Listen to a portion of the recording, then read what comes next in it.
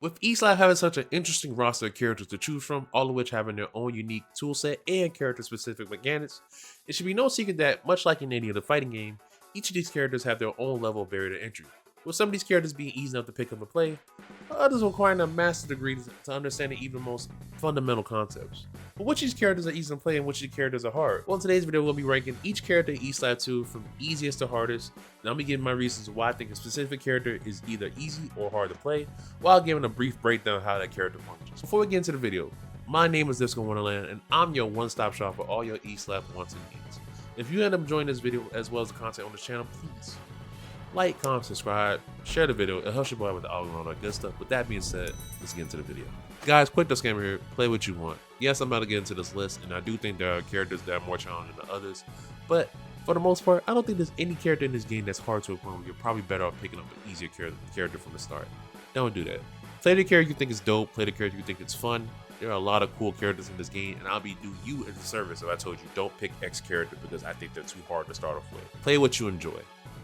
Please, for me. With that being said, let's get into this list. All right, starting off, we got our boy Mine, or Main, however you want to say it. I personally like to say Main, but I'm pretty sure the actual pronunciation is Mine. Mine, 100% right off the bat. I think he is undoubtedly the easiest character to play in the game. Such a very basic game plan, not too hard to understand. His character specific stuff, not complex. It's very simple. And just to sort of nail the point home, I'm gonna hop into the lab and show you how Main works, what his basic functions are, and show you how relatively easy it is to do the stuff that he does. So here we are with Main, and Main is essentially a character with very strong flames and assortment of specials. He has this fireball, this 2-1-4 he's something like a pillar of flames. He has like this fire arrow fireball thing.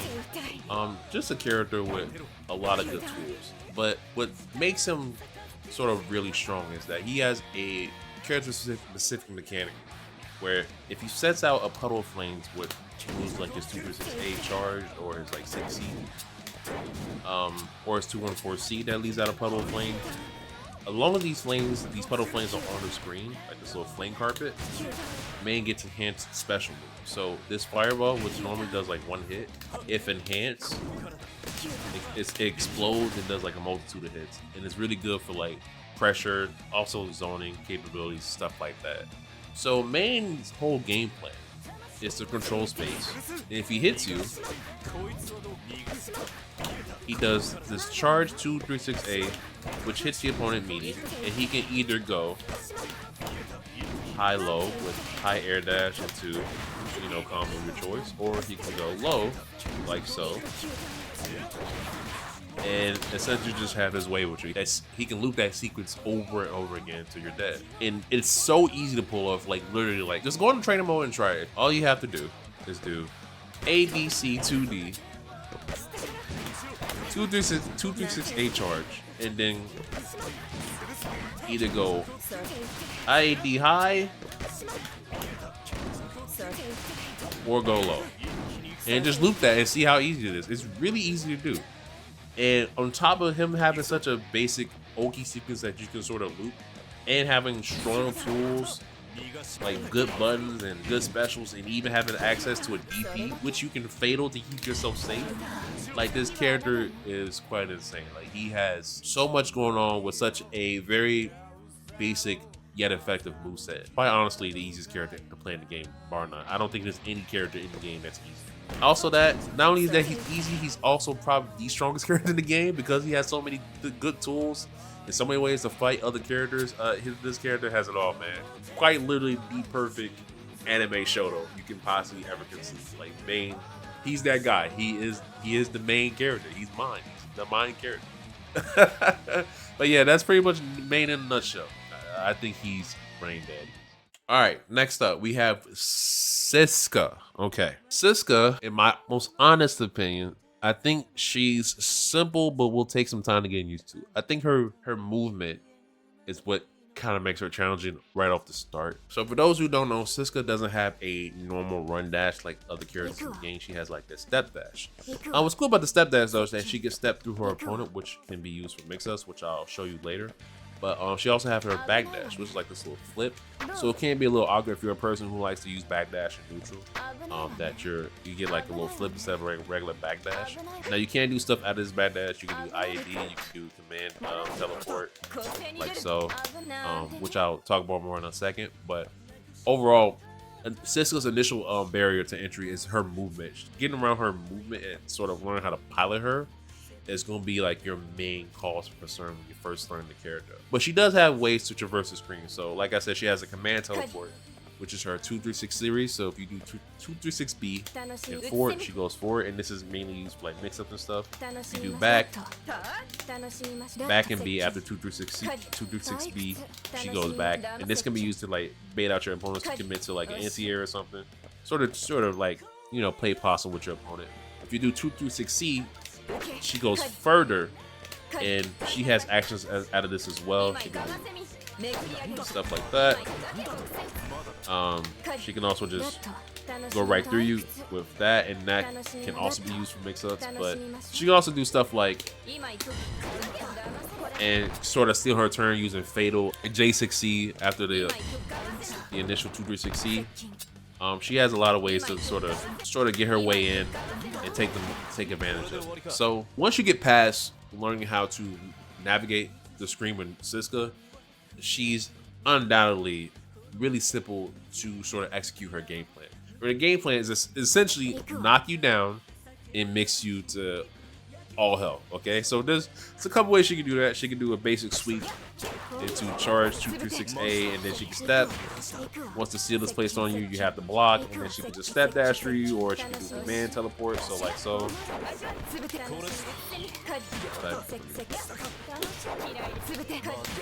So stuff like that. And she does stuff like this. She can double dash. She can teleport dash to the other side again. She can also do like this 236C. Like she just has a lot of ways to just mix you up. And don't forget she has a grab, so she can mix in grabs during like tick pressure. She has this, which is like turn stealer. She also has this, which is plus. Can combo after both of these. She has a lot of ways to just keep her turn going and keep you like constantly mixed up. What's crazy about her Oki is that it's also pretty much safe, much like main flame carpet Oki. It's pretty much safe to pretty much any reversal action in the game. So if I do like this, it beats BC. If they do DP, I can bait it. You know, they do DP. Like you get what I'm saying? Like it's relatively safe against all reversal defensive options in the game, and it's like built into her kit. She don't have to do nothing crazy to sort of bait these options out. It's like literally built in, so it just makes executing her game plans safe and also very effective. Even if you don't do the most optimal Sisca stuff, like combo routes and stuff like that, just getting this knockdown, getting this kind of knockdown is like, it's like you can't go wrong. Like you just can't go wrong. Like it's so safe and effective. It's quite insane. She also has like really absurd buttons. Not all of her buttons are absurd. There's one in particular that's really absurd, and that's her 5D. This right here is insane. You can space it out, make yourself safe. It places a seal on them. I think it's on block or hit. Let me just check that out. Just be sure they block.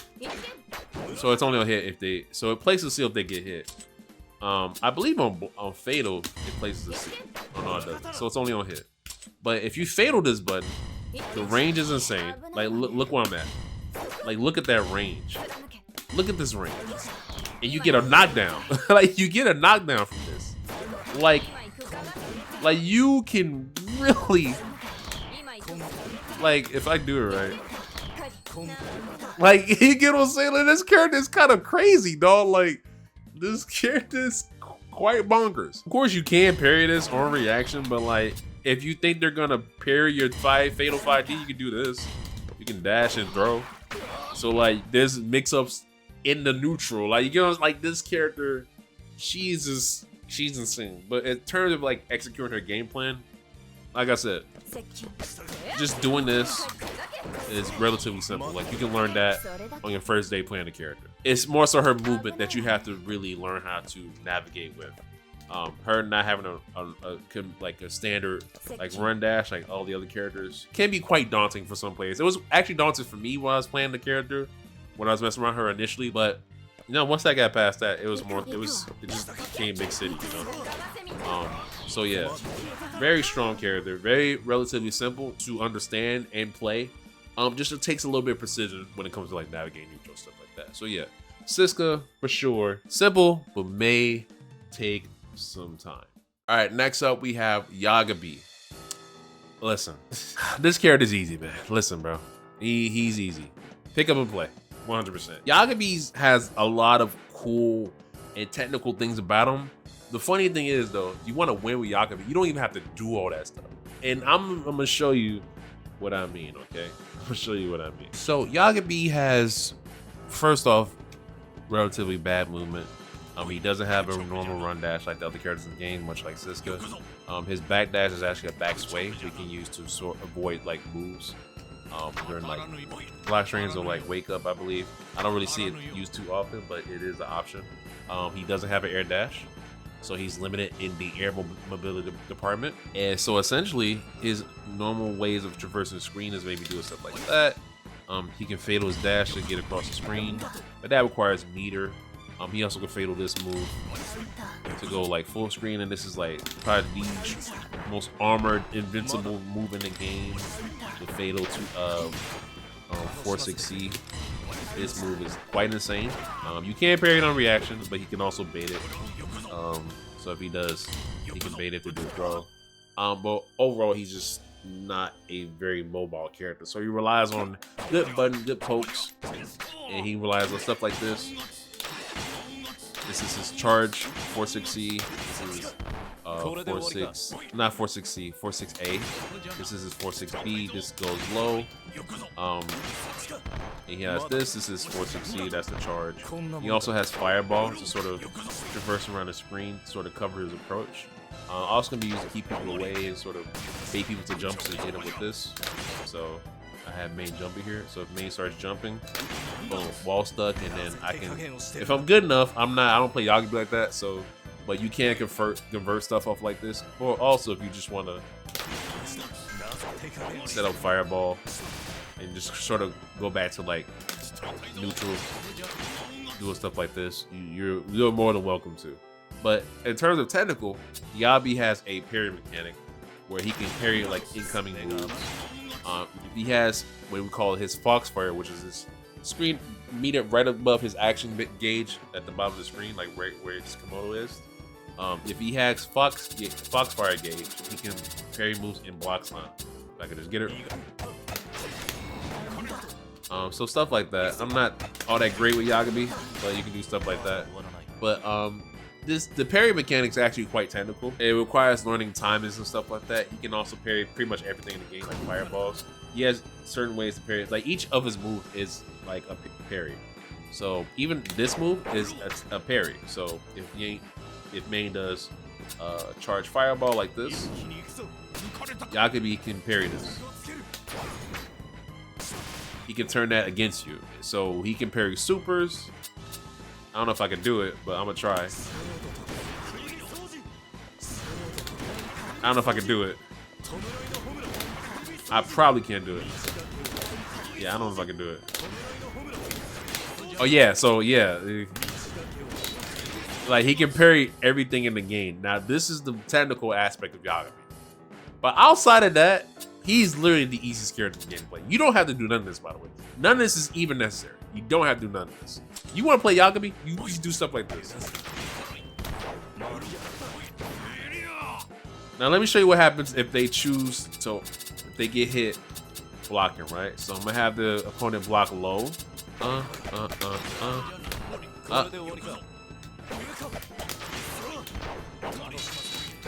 Boom.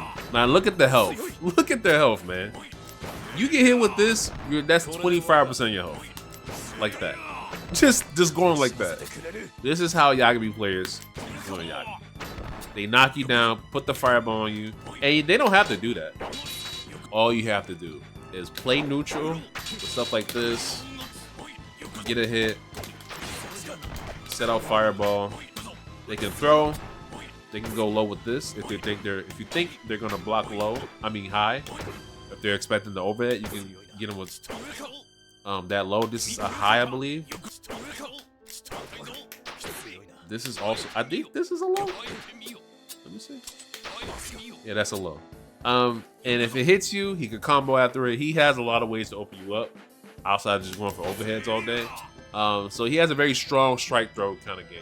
I can't really do it that well because I don't play Yagabi.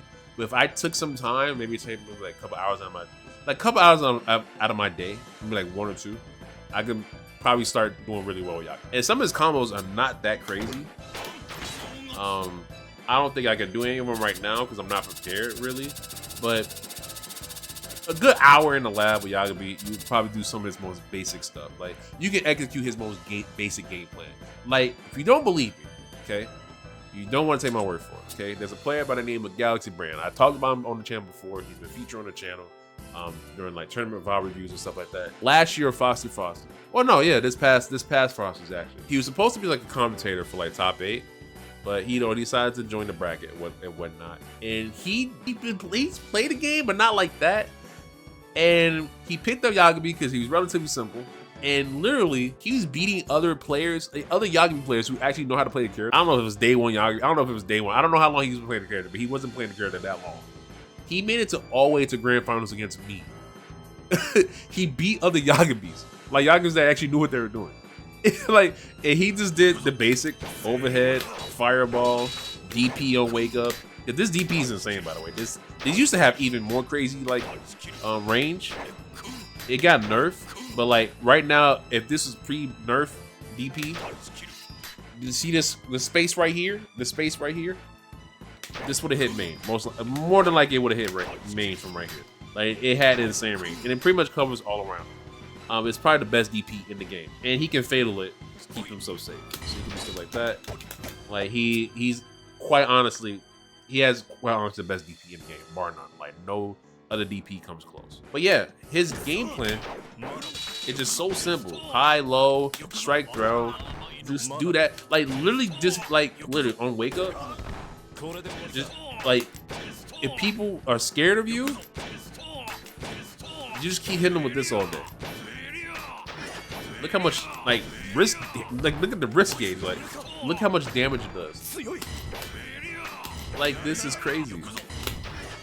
Like he's quite honestly, he's so easy. It's insane. My personal opinion, I think Yagabi is second easiest character to play in the game, for sure. So next we got our boy Cecil. In my honest opinion, I think Cecil is a rather pick up and play kind of character. Very easy to understand. His character specific stuff is not too complicated, and we're gonna go over that right now. So Cecil is a very fast and mobile character. This is actually his walk. This run right here is actually his walk, and so he can easily move across the screen, run away from his opponent, sort of play possum and stuff like that. He does have a dash, and what's cool about him, he can dash cancel out of his attacks. I don't see too many people do it, but it is a thing. It is a thing. It's sort of like core mechanic is that he leaves like ice sickles and blocks on the screen, and they serve as either traps or sort of if placed upon an opponent, pretty much makes your block string more plus. So you see this run right here. If you see the little gauge that fills up quickly, the little circle right in front of him, if you press moves like 5C, when the gauge is like charged, you get an additional like block stun. It creates like this like ice block over your opponent, and it makes your move more plus. So normally it's +0 on block. So if you charge it, it's +5. So you're basically enhancing your pressure. Like this move 6C, it's really good. It comes out fast enough where your opponent might not expect it. It doesn't hit high, but if he hits you with this, if you're blocking, if you block this, it's still his turn. He can also charge it up. So now it's plus 13 instead of plus 2.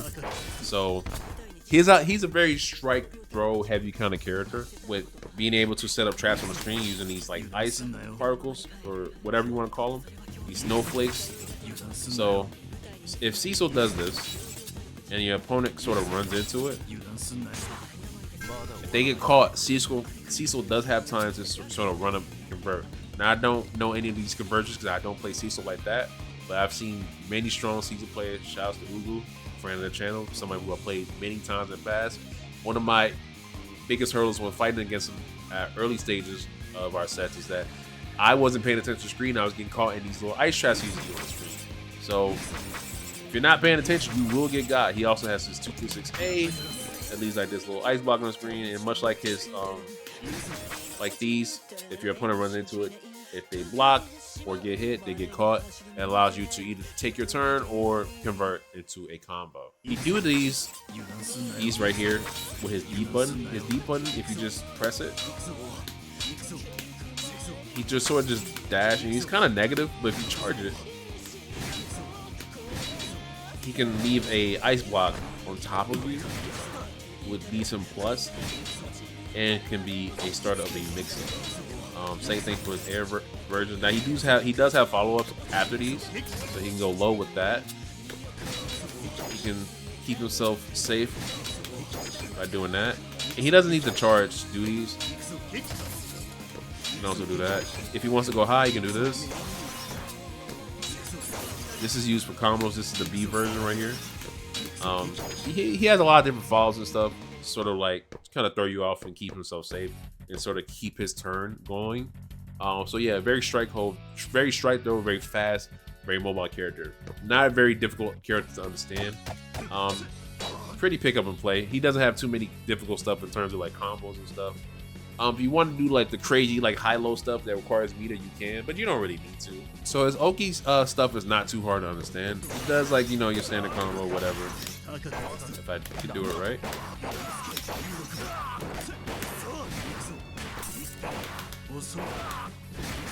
And then he does this. This is his J4C. He leaves like this ice block on top of your opponent, and this is hits media, it's plus. It's his Oki tool, it's his main Oki tool, and if he hits you with this,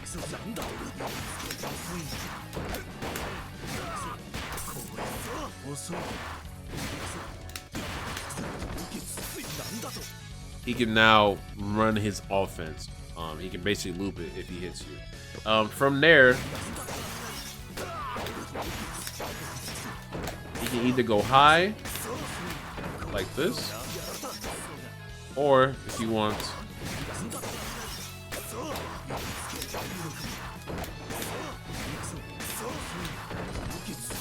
you can go low. So he can jump and either go high. You can fake out, go high. So you do like a jump, and if you think he's going low, you can jump back up and go high, or you can just go straight up low like that. And he can basically just loop his offense like that. Very easy to sort of execute. Combos are not hard at all. They're pretty simple. Just takes a little bit of time to sort of learning how like the ice stuff works, and like learning how to effectively use this in neutral. But overall, not a hard character to understand. I think Cecil's relatively easy to play. Like, he doesn't get like the craziest reward off of stuff like the other characters in the game. I think it's still strong enough to the point where you easily win at both beginner level, intermediate level, and even high level. So yeah, Cecil, easy character. Also a pretty decently strong character, I would say. So if you're interested in Cecil and you want to pick him up, please go right ahead. He's right there. He's fun. Give him a try. All right, next up is our boy, the captain, Alcott. Now, Alcott got like reworked, so he now has a fully functional moveset, so he's playable. He's missing like some animations on certain things, but for the most part, he is a completely functional and viable character to play in the game. And honestly, from little I've played of him, because I've been playing him a lot recently, because I'm planning to drop a video on Alcott. From what little I played him, I actually think, from what I've little played and watched, I think Alcott is going to be a simple but may take some time kind of character. Now, for those who've been keeping up the game and sort of understanding the game, it might be a shock to you, but in my personal opinion, I think Alcott might actually take a little time to get used to, and there's a reason why, and I'm going to get into that reason right now. So the captain, right? Big man with big buttons. buttons that hurt, buttons that do damage, okay? Like, this man is all about grown man damage, okay? Very strike throw heavy character. In neutral, doesn't have a lot going on. His run is pretty slow. His back dash doesn't go very far. His air dash is really slow. It doesn't really go far. His air back dash is even worse. So he really relies on using this command dash, this 2-3-6-8 dash, and this is a armored dash. So if an opponent, you can sort of armor your way through with this dash right here, right? He also has a B version. This is not armored. It's more of like a block string tool to keep yourself plus. But he also has this 2-3-6-C version, which is armored, and the opponent gets hit during this move. They get counter hit. He sort of armors through, and if you're close enough, like you're in the corner or whatnot, you can get a combo of that. But once he's in, it's like the world is his ocean. He has like this little command dash, like this little mini game where the closer you are to the middle of the gauge right here, the more damage it does. And in the corner, you get like a full confirm, and it's almost like 4K. Like, it's really cool. His main thing is that he really eats away at your wrist gauge on block and hit. Like, normally moves only do wrist gauge damage on hit if you fail him. But if you just hit, if his 6C, if you hit his 6C, that's almost 2 bars of your wrist gauge gone. If you do 2 and 4C, which is his armor attack, that's a gauge of your wrist gauge gone. Like, so he's all about cranking that wrist gauge. Well, not cranking it, eating at your wrist gauge and basically guard breaking you and landing a TOD. So you might hear all that and say, okay, like, he sounds like a relatively easy character to play. Doesn't sound hard enough. I didn't talk about the fact that he has 2 different modes. So he has an axe mode, which is the mode you just saw right now. He also has a fist mode. This mode, neutral, let me tell you, you don't want to be in this mode in neutral, okay? He doesn't have a lot going on. His normals are really stuck. The best thing he got is maybe, I don't know, I don't think he has anything good. Maybe this little low C. If you're near the axe and you press the direction and a button, you can automatically pick up the axe. But if you sort of just press down, you pick up the axe like that. So ideally, you only use this move during combos. You only use this mode during combos. Like, you don't traverse the screen with this mode. He still has command dash, but he doesn't have the version where he hits the opponent like his axe mode like this. He doesn't have that during fist mode because obviously he doesn't have axe. He just has this. But if you do either 2-3-6-B or C, he can stomp and he can sort of direct his axe to a certain location. So he can have his axe go towards back to him, or he can go forward, or he can stay in place. And to do this, you basically just do 2-3-6, B or C, and either hold. You just have to hold the direction. So you hold back, comes back. If you don't do anything, he stays in neutral, stays in place. Do forward. You just do forward like this. The axe goes forward. And what's cool about this is that if Alcott is in range of the axe during the stomp, the axe has a hitbox, so it can hit the opponent. The only difference between the C and B version of this move is that the B version, he stays in place, while the C version, he basically goes forward. But the way the axe sort of traverses the screen is still the same. You just gotta hold the direction, and boom. The axe is near you, and you can pick it up and sort of go back to bullying your opponent. But outside of that, he doesn't have anything in this mode. He has cool stuff like this knee. You hit it at the right angle. It's like a Captain Falcon knee. It's like a little sweet spot where the screen shakes, and you get like, you can do stuff like this. Like, you can do stuff like this. You can do like a little cool like JD into JB loops. I have to show it off later, but just to finish up this point, this character is not gonna be the most fun when you don't have that axe in your hand. Now if you're in the corner and you throw the axe, now you're having fun. You know, you're taking off the axe, you're keeping the axe, you're doing combos, stuff like this. Like, you know, like, it's fun. You know, he also has this. this move hits hard. I don't know what's up with that move. That move hits hard. But yeah, he has 2 different modes to work from. So in my opinion, if a character in a fighting game has 2 different stances to sort of switch between, I think, not by default, because context does matter, but I think you can make an argument that the character is a little bit more technical than the average character, you know? Having the balance between fist mode and axe mode, and learning how to play without axe sometimes, because sometimes you might throw your axe. One of the things I've been messing up on when playing Alcott is that sometimes during my hits or pressure, I throw the axe kind of just on habit. Like I just press D on habit. Now I don't have an axe. And sometimes I press 6D, so now I just threw my axe for no reason. Now it's all the way over there. Now I'm in my opponent's face with no axe in my hand. And now I'm in fist mode, and now I gotta slug it out so I can get my axe again, you know? So I can see situations like that where somebody's playing Alcott and they do that by accident. Now they're kind of screwed. Now they don't know what to do, you know? And now their opponent can really take advantage. So overall, I don't know. I think Alcott is an easy character, but I do think he might take some time to get used to because he has 2 different stances to sort of switch between. But like I said, you can do stuff like this. This is the move I was talking about. This is so cool. Like that, stuff like that is cool. This character is really fun. I actually like playing Alcott a lot. I just think that him having like really bad neutral, especially outside of axe mode, makes him really hard to sort of. I don't know. I think he might be hard to win without the gate against the other characters. Obviously, it depends on what opponent you're playing, how good they are. Obviously, context matters, but overall, I think Alcott kind of struggles pretty hard, especially against like a Tina or maybe like a Qdora. So he might take some time getting used to, but overall, I think he's still relatively simple. Get in, hit your opponent, shred their wrist gauge, guard break them. They will start to respect you. Sneak in a command grab. Just have your way with your opponent once you get it. All right, next character on the list. It's my baby girl Tay.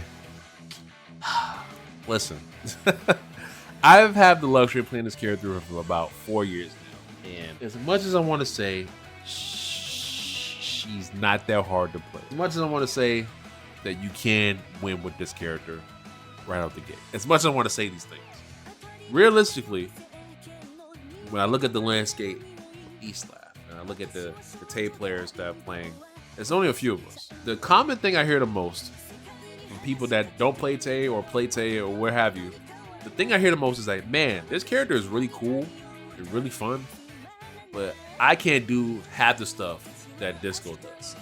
And it makes me laugh because, like, in my opinion, I'm not a very execution heavy kind of guy. Personally, I think my execution is pretty mid. If I'm just looking at from all the fighting games I played over the years and the characters I play, I don't think my execution with these characters are that crazy. I just think because I've been playing Tay for so long, the stuff I'm doing may look like hard, but I have been playing this character for such a long time that I can have these like crazy conversions and have all these different combos and stuff like that. Like, I've been playing the character for a long time, so it makes sense that I can do all this stuff. But realistically, she requires a master's degree, man. I'm sorry, I don't want to. The thing is, I would rather put her in challenging. So in my opinion, she can sort of teeter between these, in my opinion. But for right now, I'm gonna say you need a master's degree. Because the one thing that sort of keeps Tay from being a pick up and play kind of character or a simple but may take some time kind of character is that she just has a lot going on as a character, and I'm about to explain to you what these things are right now. Tay has a lot going on, and I mean that from a character mechanic standpoint. Okay, on top of having a boatload of command normals, chain attacks, she also has quite a few different character mechanics, right? So her first mechanic that's more of a simple one is skip trace. So Tay has a assortment of chain attacks, and what's cool about Tay is that, you know, she can, if you just, you know, do stuff like 2BB, if you want to skip the initial 2B, you can do that by skip tracing. So what you do is you press, you basically have to like press the button either really fast or just double tap. I play on hitbox, so I can just double tap easily. But for pad players, that might be a bit difficult because unless you're playing like claw or something, double tapping on pad is a bit hard. So you basically have to mash, and it doesn't come out as fast as you try to mash it. It comes out way more smooth if you double tap. So that's already a barrier in itself. Mind you, that's an important thing to learn about Tae, because a lot of her combos require some form of skip tracing in the combo. You know, it requires some form of skip tracing somewhere, especially more like optimal stuff. So that's a mechanic in itself. The next thing she has is free route. So if you do either 6C or 4-6C, Tae has this install where essentially she can combo all of her moves into each other. All of her attacks, I should say, her normal attacks. She can't really combo specials into specials like that. Yeah, but you can do crazy stuff like that. If they're blocking, you can do stuff like this.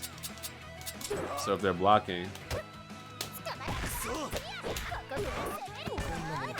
you can just do stuff like this. Just keep doing it, and this is your gauge in the right above her, right between her legs is the gauge, and you can just do stuff like that. You can go crazy with this character, like it's insane. So she has that. On top of that, during free route, she has what we call play chains. So each chain, so when Tae hits certain command normals in her during her free route install, she gets these different colored chains. And if you get all 4 chains, you get an enhanced version of her 214C, which is this one. If you get the enhanced version of 214C, she gets a hard knockdown, which lets her set up her grenade Oki stuff like this. And you go high, you go low. You can do stuff like that. On top of that play chain stuff, though, going back to the enhanced 214C, she also has a level up system. So if you hit certain moves like 5D, JD, not JD, 6D, this is JD. I mean, this is JD right here. 4-6C, 6C, I think 2D is another one. You see these levels popping up? This is her level up mechanic, and this applies to the enhanced version of 214C. So if you get a bunch of levels, the more levels you get, the more damage your 214C does. I think it's like, I want to say it's 50 unscaled damage for each level. So Tae can get up to at least like 12 to 15 levels off one combo. If you don't believe me, this is like a common thing Tae does right here.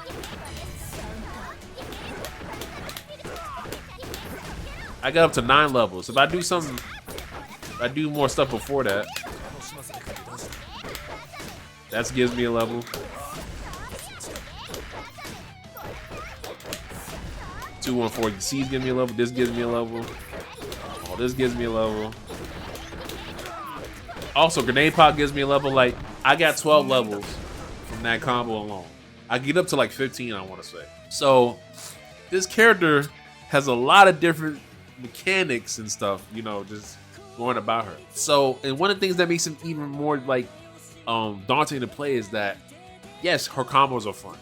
The thing is, she has so many variations of stuff, it's hard to sort of remember all of her stuff. You know, like, I sort of tend to do the same basic stuff over and over again because I know, like, all the other stuff she can do. I just forget sometimes because she has, like, when it comes to character expression, this character has too much character expression. That's the best way I can explain this to you. She has way too much character expression. Like, she just has so much going on.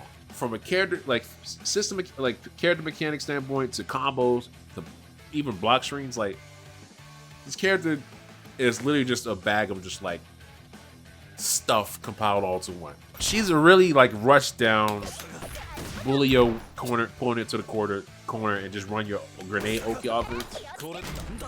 So stuff like this is relatively easy. You know, I tell Tae players, if you don't learn anything with this character, just learn this basic sequence. So you do A, B, C, D to 2D, 2 through 6A, and that does a knockdown, right? You do that.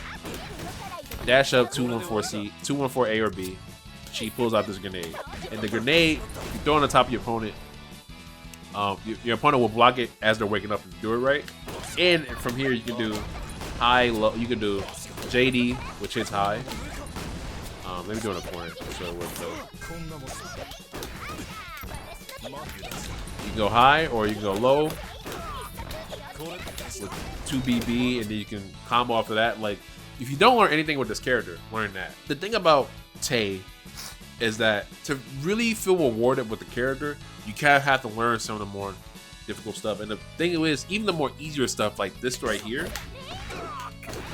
This is hard to learn for some people. When I was explaining my boy Lion, shout out to Lion, while I was teaching Lion how to play Tay, when I was teaching him this basic free route combo, even he was having trouble doing this.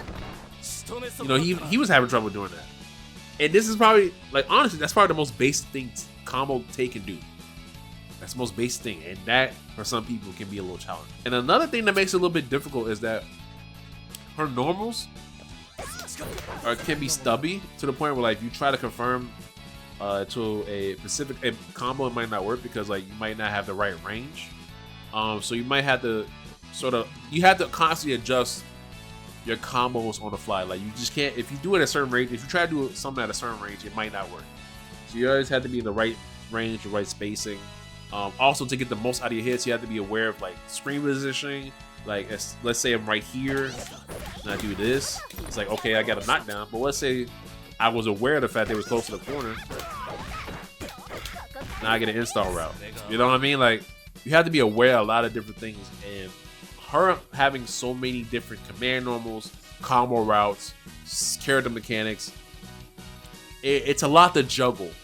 It's a lot to juggle. And one of the things I see in the Tay Discord a lot is people saying, like, man, I feel like I'm progressing with the character, but at the same time, it's like, there's so much stuff I have to juggle. And I kind of understand that because I even have hard times juggling some of the stuff that I do with the character. You know, I've been playing the character for years, for a long time.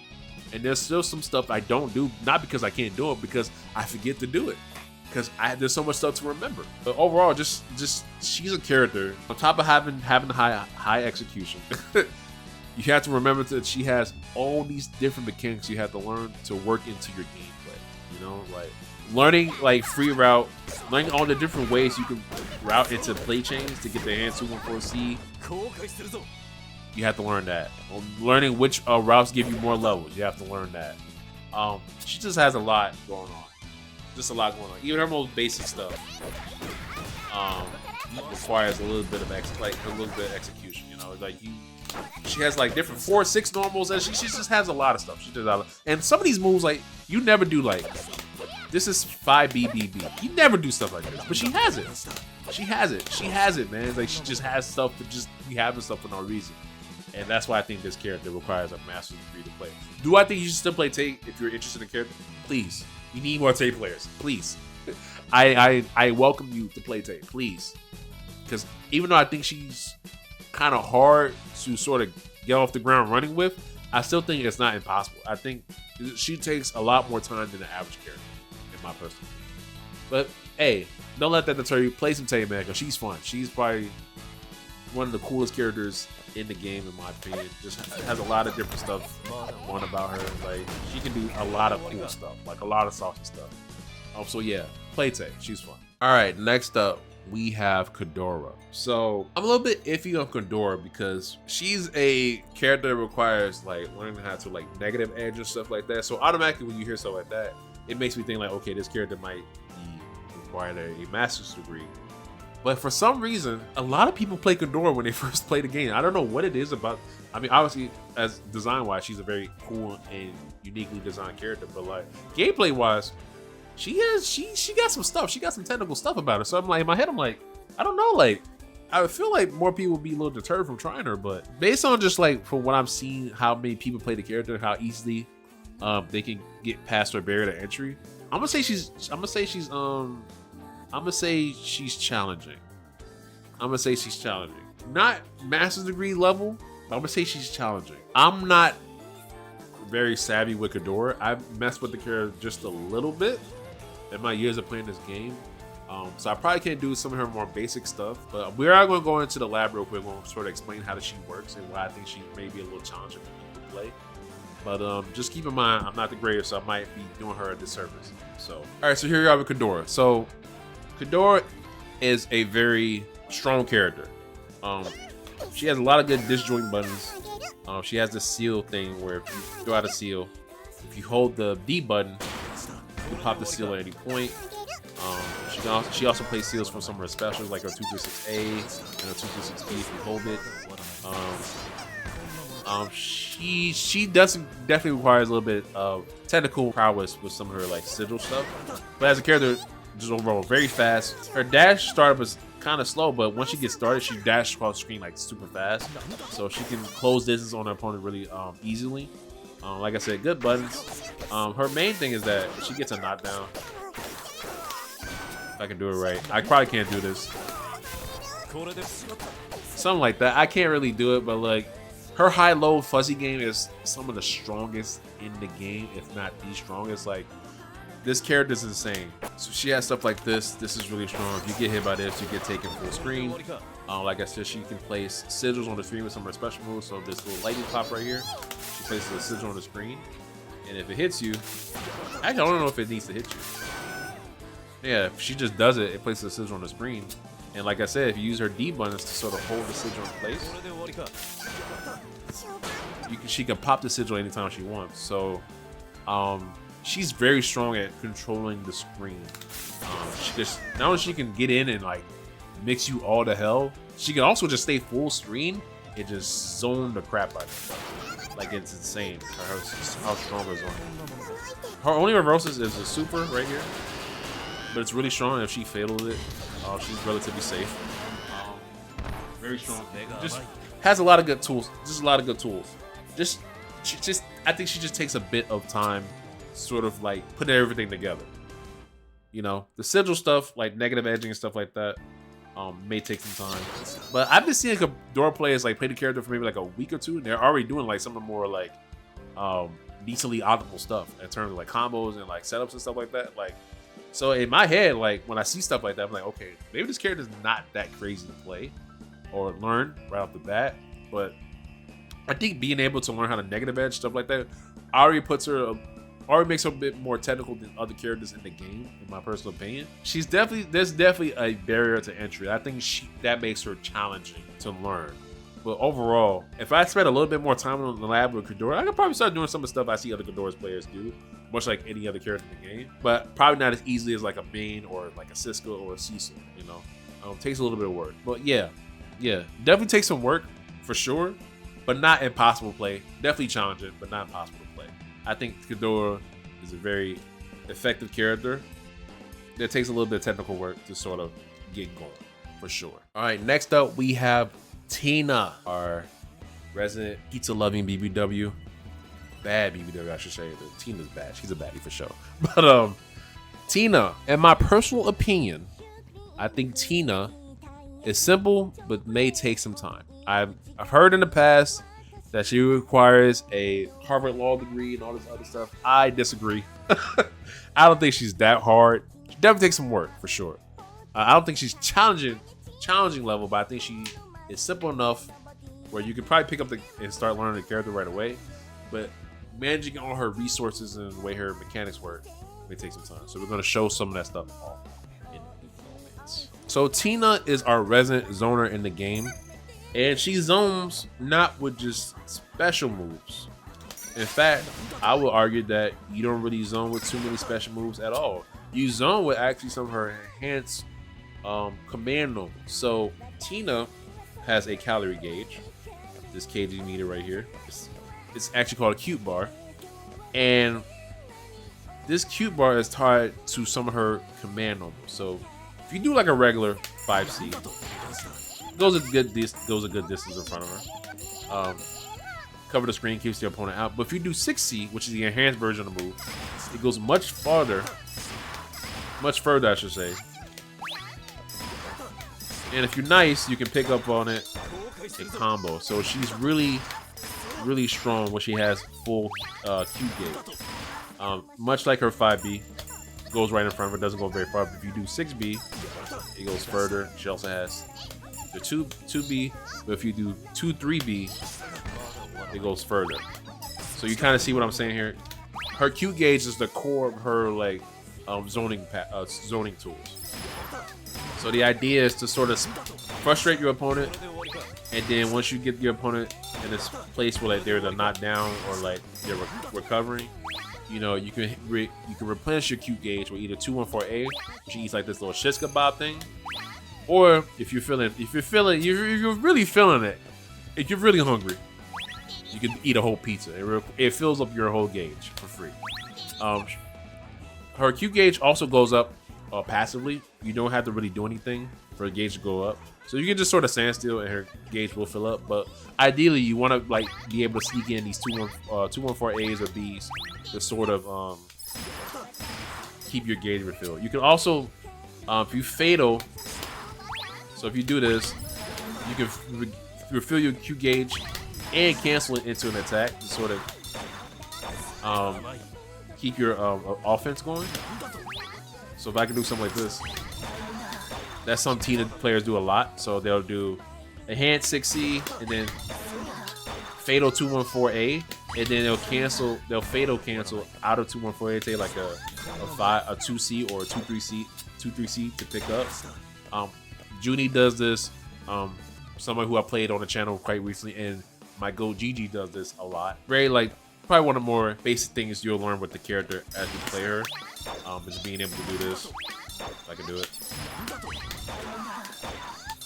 stuff like that. She can also do stuff like this. That's a 6D, and this move is crazy because you can hold this move. So if you just press 5D, you get this version. You can also hold it. Now it does drain your Q gauge, but your opponent can jump into this. So yeah, if you think they're gonna jump, you see him jump, just release it. Now you can get a combo. That move is crazy. But she can also replenish Q gauge from doing, I believe it's 2D. So if you hit an opponent with 2D, all these food items will come out. If you're in range of the items, if you pick up the items as you go, it replenishes your Q gauge. So this is how she replenishes her gauge in like combos and stuff. So I can do it. I think it's like this. And her 2D, you can also hold that. You can hold this 2D. She also has 2-3D, which is like the enhanced version.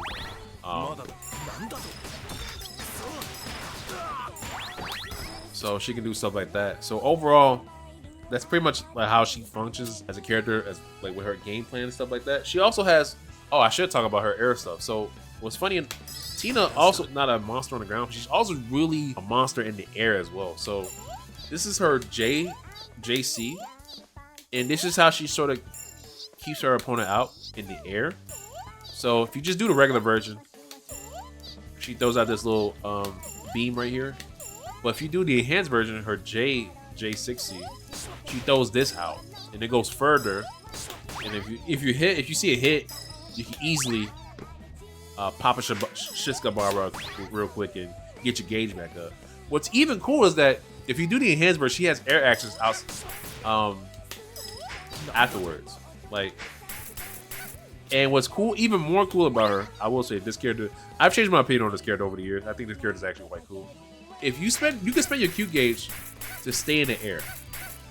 And it also causes rich gauge too, which I didn't know, but you can keep jumping, and if you spend all your Q gauge, you can jump as long as you want. Also requires wrist gauge too. But let's say you have full wrist gauge and you can stay in the air and do stuff like that. Like, she is a monster in the air. It's kind of crazy. Like, she not only controls the ground, but the air as well. So like, the entire screen can be Tina's oyster. Like, this whole thing can be hers if she really wants it. So we do stuff like that, go low, keep you out like that, hop a sugar bob, do stuff like this, and then go in. Like, she can do stuff like this to go in. So if you do that, you can fake out your opponent by like doing this and then like doing stuff like there's so many ways Tina can sort of have her way with you. That's the best way I can put it. Like, this character is really, really strong. Monster zone on the ground, but also monster zone in the air. She also has this right here, which is like this little barrier, and basically reflects all her projectiles in the game. So if I do this, and Main does a fireball. Let me point him to the fireball. So if I do this and he does a fireball, it basically protects her from all fireballs. I think certain fireballs, she actually like deflects at you. I don't remember if it's actually the case or not. I'll have to check afterwards, but this barrier is really good. She also has very strong Oki tools, funny enough. She also has stuff like this. She can place on top of you off a knockdown. She can also stuff like this. She has stuff like this. She can also do this in the air. This is a 2-6C. This right here is a 236A. This is a 236B. Very fast. She can fatal this move, by the way, and sort of go in like that.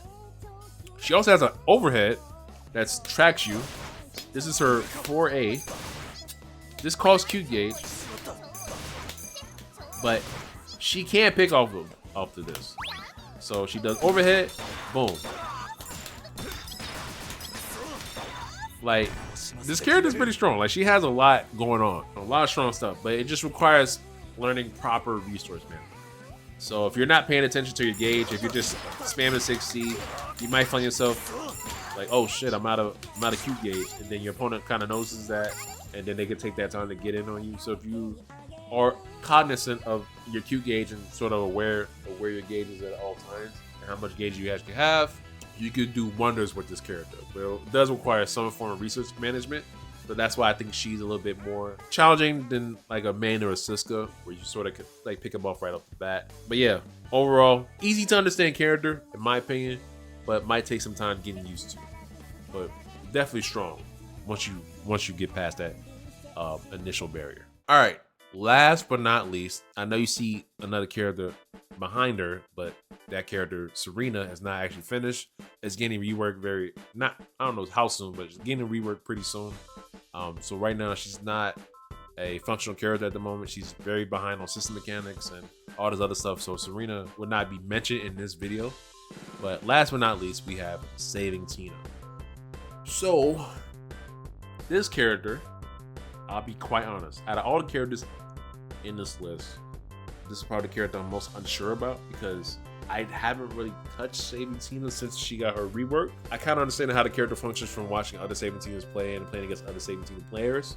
But as far as like a personal sort of understanding, I don't really have it. But since I am doing this list, I do have to rank her. I would say, if I had to guess, I think Saving Tina might be challenged in the challenge. She might be a little bit more challenging to sort of, I don't know. Yeah, I would say she's challenging, and we're gonna go into why. So Saving Tina, she used to be like a hybrid zoner rushdown, but her main thing is she has like this flight mode. So she can go into flight if she has Q gauge. So we're gonna put her gauge on infinite, and essentially her Q gauge, much like regular Tina, is tied to not her normals, but actually to her flight mechanic.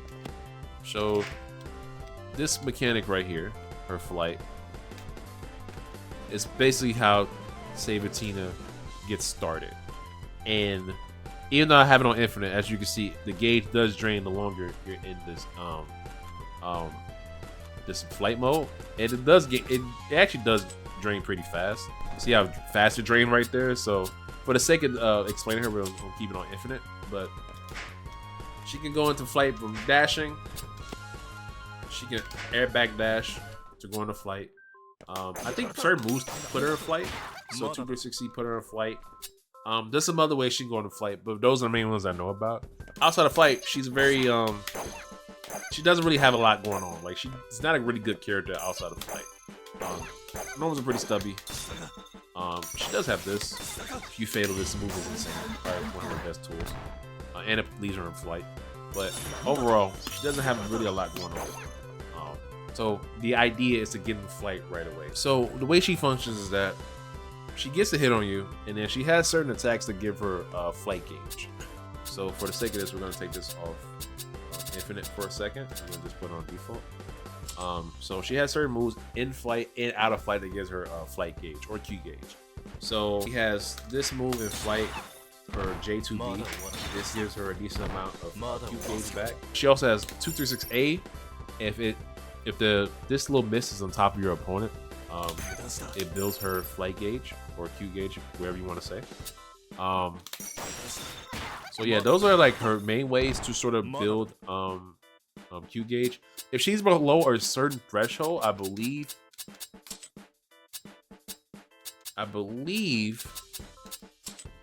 So let me just drain this real quick. Let me see.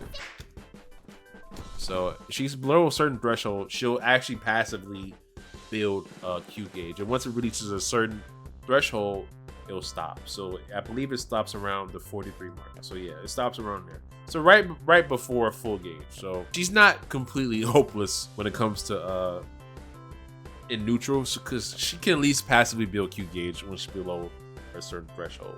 But once she's in flight, which is her main thing, she becomes a monster. So she has a aerial low, which is her J2C. This hits low, and she can mix you up between J2C or J2D. This hits overhead. I believe it used to be she had like more overheads in flight, but I think they took those out. They're still in her moveset. They just don't hit overhead anymore. Just to be sure. So this used to hit overhead, I want to say. I could be wrong. I believe JC in flight used to hit overhead, but these moves now hit. Like I said, I could be wrong about it. That could have been the case. That could have always been the case, but I just didn't follow a character enough to know precisely what moves got changed. But for what I know, J2C is the low option and J2D is the high option. If I'm missing a particular move, saving Tina clears, please let me know. I am most likely doing your character disservice, and I apologize for that. But yeah, so ideally, her thing is to sort of combo into this. Let me see. This right here. This is the strongest Oki tool, one of the strongest Oki tools in the game. Very, very strong, hits meaty, allows you to safely set up your high-low game. She can throw stuff on top of it, so she can throw J6B. She can throw that on top of it. So now you have two different Oki projectiles on top of you. She has all the time in the world to think about how she's gonna hit you. Is she gonna go low with the aerial low, or go high with the J2D? The world is her oyster. She also has a throw in flight. She can throw you in flight mode. So now she has strike throw mix up game. Like, this character is pretty insane when she's in flight. Outside of flight though, she's not that crazy. Outside of flight, she's pretty bad. So that's why I think she can be a bit challenging to sort of learn how to manage her resource, much like any other resource character in this game. And also, that's actually a big hurdle. Learning this character right off the bat. Some people have a habit when they dash to just, do a dash. But since her dash is a flight, you might put yourself in flight in moments where you don't really mean to put yourself in flight. Like, let's say you want to air back dash out of trouble. Well, now you're in flight. Let's say you didn't want to be in flight, but like, because your air back dash is a flight, you're now in flight mode, and you're like, oh shit, I didn't mean to. This could be like bad, especially if you're trying to do this, you don't have any cute gauge. Now you're just like looking silly and neutral, just hopping around, because once you're in that red zone, if you're out of you can't go into flight if you're in this red zone, as you can see on the screen right here. You have to be in the blue to make use of her flight. So that's going to be a little tricky to sort of get a handle of. But once you get past that barrier, this character is insane. Very strong. Very polarizing character. Like, it's either like she's good or she's really bad, depending on how the match is going. But overall, I would say Saving Tina is a relatively challenging character to learn, but I can see how she can be fun to play. So if you want to try out Saving Tina, please do. I think you're going to end up liking her for sure. All right, so that's going to do it for this video. Thank you guys so much for watching. Like I said in the beginning, please pick what you want. Don't take anything I say about these characters about being easy or hard to learn too seriously. Pick the characters you want to play. Pick the characters you think are fun. There's a lot of dope characters in this game. And like I said, I'll be doing you a disservice if I told you don't play X character because I think they're too hard to start off with. No, don't listen to anybody that tells you that. Play the character that you want. Too many fun characters to play around with. Pick the one that you think is the most fun.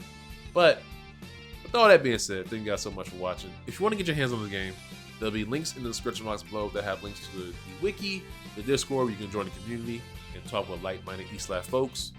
The Patreon where you can sub to the creator of the game to get the full version of the game, as well as weekly to monthly updates. And the demo version, where if you don't want to, spend any money yet, helping supporting the game, you can try the demo version and you can have access to the game that way. It's been your boy Disco Wonderland, and with that being said, I'll see you guys